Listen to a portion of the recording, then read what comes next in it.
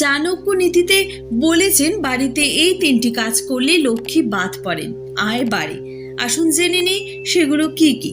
আমরা সবাই আচার্য চাণক্যকে একজন মহান অর্থনীতিবিদ হিসেবে জানি, কিন্তু এর পাশাপাশি তিনি একজন দক্ষ রাজনীতিবিদ এবং কূটনীতিবিদও ছিলেন।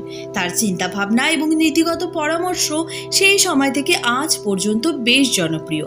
চাণক্য এই নীতিগুলির উপর ভিত্তি করে একটি শাস্ত্র রচনা করেছিলেন, যাকে আমরা নীতিশাস্ত্র বলে জানি। চাণক্য তার নীতিশাস্ত্রে বলেছেন যে একজন ব্যক্তির জীবনে সে ধনী বা দরিদ্র যাই হোক না কেন, তার প্রথম কারণ তার দ্বারা করা কর্ম। যারা পরিশ্রমী নয় তারা বিকাশ করে না এবং তারা সবসময় অর্থের অভাবে জীবনযাপন করে। তারা তাদের জীবনে উন্নতি ও অগ্রগতি করতে সক্ষম হয় না। অতএব আপনার কর্মের উন্নতি করুন এবং এমন কাজ করুন যা আপনাকে উন্নতির পথে নিয়ে যায়।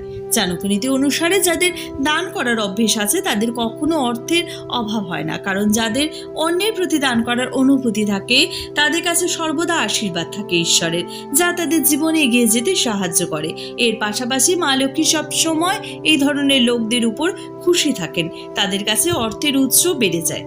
যে বাড়িতে খাবারের অপচয় হয় সেখানে সর্বদা আর্থিক সংকট থাকে, কিন্তু যেখানে খাদ্যের অপচয় হয় না সেখানে দেবী লক্ষ্মী সর্বদা বিরাজ করেন এবং অর্থের প্রবাহ কখনো থামে না, কারণ আমাদের সংস্কৃতিতে খাবারকে দেবতার মতো মনে করা হয়। অতএব আপনি যদি ধনী হতে চান তবে সবার আগে আপনার বাড়ির খাবারের অপচয় এড়িয়ে চলুন। চাণক্য নীতি অনুসারে যে বাড়িতে অতিথিদের সম্মানের সঙ্গে ব্যবহার করা হয় সেখানে কখনোই অর্থের অভাব হয় না এবং এই লোকদের বাড়িতে সর্বদা সমৃদ্ধি থাকে, কারণ বাড়িতে যে অতিথি আসে তাকে ভগবান হিসেবে দেখা হয়। অতএব যখনই কেউ আপনার বাড়িতে আসে সর্বদা তাকে সম্মান করুন এবং আপনার সমস্ত শক্তি দিয়ে তাকে স্বাগত জানান।